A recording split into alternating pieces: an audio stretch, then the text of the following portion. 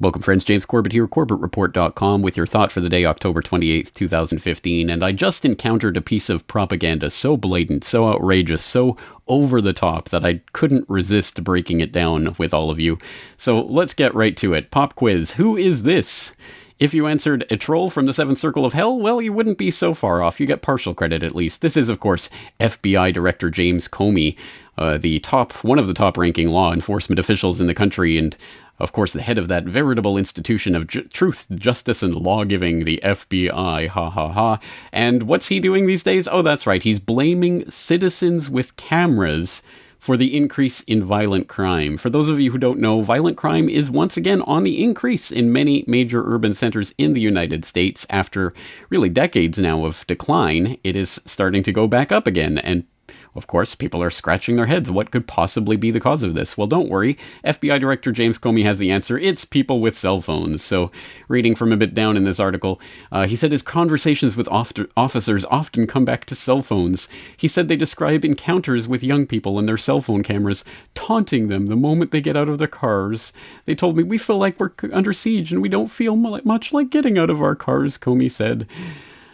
Etc., etc. So yes, it's basically because people are actually using these ubiquitous cell phones to for something productive, namely for catching police in the midst of perpetrating police brutality and breaking the law and doing all sorts of other things, or simply just recording police in the conduct of their duties, which should not involve police brutality or anything of that sort, so the police should be very comfortable with that. But no, apparently, according to the FBI director, this is an untenable situation. We can't have all these people with cameras walking around recording the police. I mean, there are so many layers to this propaganda that it's difficult to know where to begin. One of the layers would be that the implicit automatic assumption that underlies all of this is that it is the police officer's presence itself, which is the defining difference between a rising crime rate and a lowering crime rate. If the police decide not to get out of their cars or to get out of their cars, that's going to be the difference between a rise or a lowering in violent crime. Of course, it is not police that generally are there to stop violent crimes from happening. They generally happen, and it's reported to the police minutes or hours or days later. And so most police work is retroactive in that sense, not on the spot, and not because it stopped because the police were there. So that's one of the layers that underwrites kind of the problem.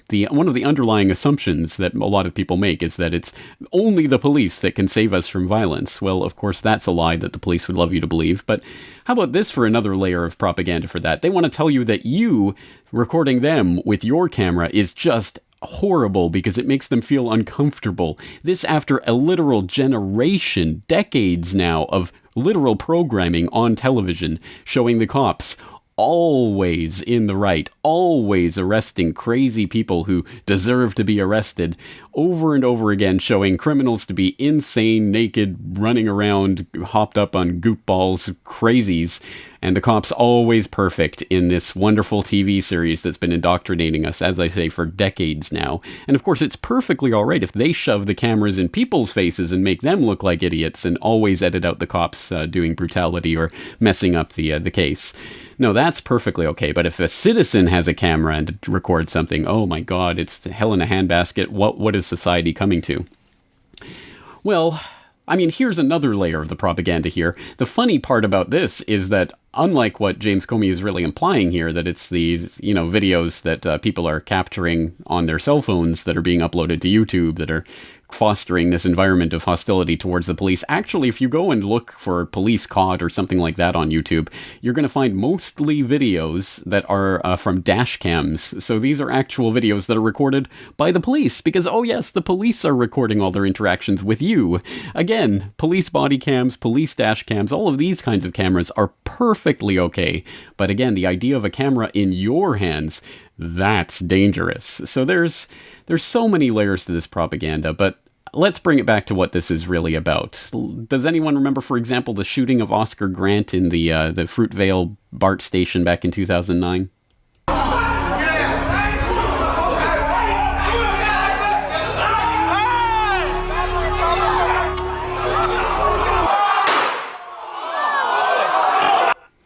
That's right, a cluster of police officers swarming all over this man. head down, face down on the ground, handcuffed behind his back, unarmed, shot dead by a police officer, caught directly on camera by the people who were sitting there at the station.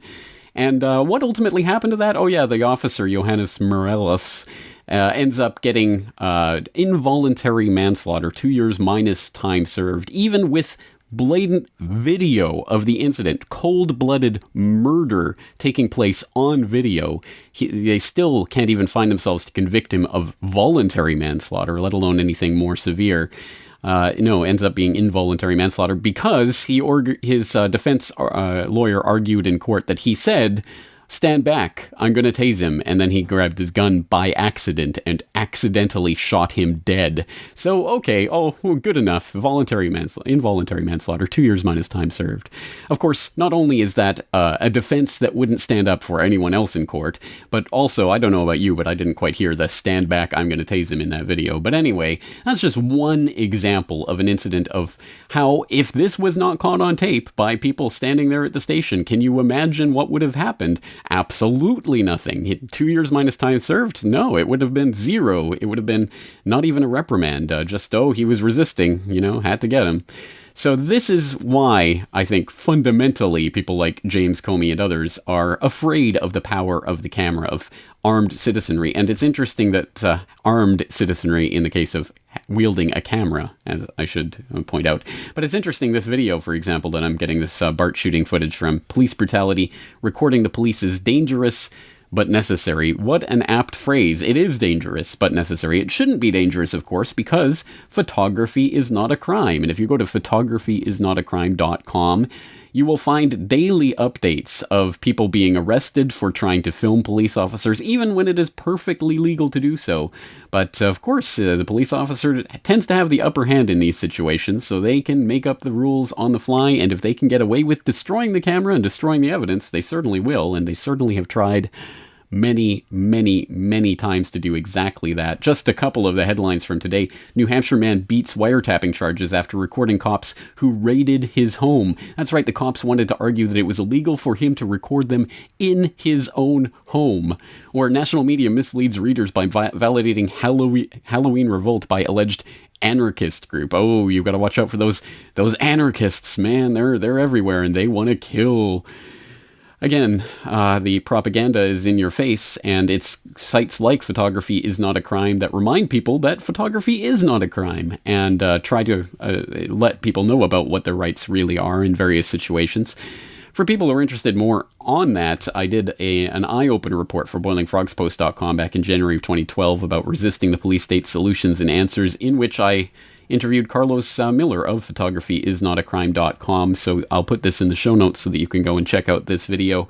And also, people might also remember back in episode 272 of my podcast Solutions, Surveillance, talking about the camera is mightier than the sword, talking about exactly this phenomenon. People going out and taping the police, just capturing their incidents on camera.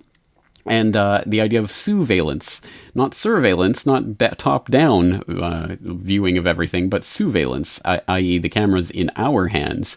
And that is a threat to the system, and that's what the real underlying context of these ominous words by James Comey are. And that's exactly why, of course, there's the patents for the type of technology that will shut down smartphone cameras within a given radius. All it will require is a certain jamming technology, and it'll be done. And that's exactly what the police are going to start rolling out in the near future, and they're just prepping you for this. The PSYOP is underway, and they're trying to convince you that you holding a camera is just, oh my god, it's the end of the world. Well, it is the end of the world for the old status quo of police being able to lie and get away with anything, and that's exactly why they are fighting so strenuously against it. So I hope you will check out the show notes. Again, all of this will be linked up so you can go and explore it at your own leisure.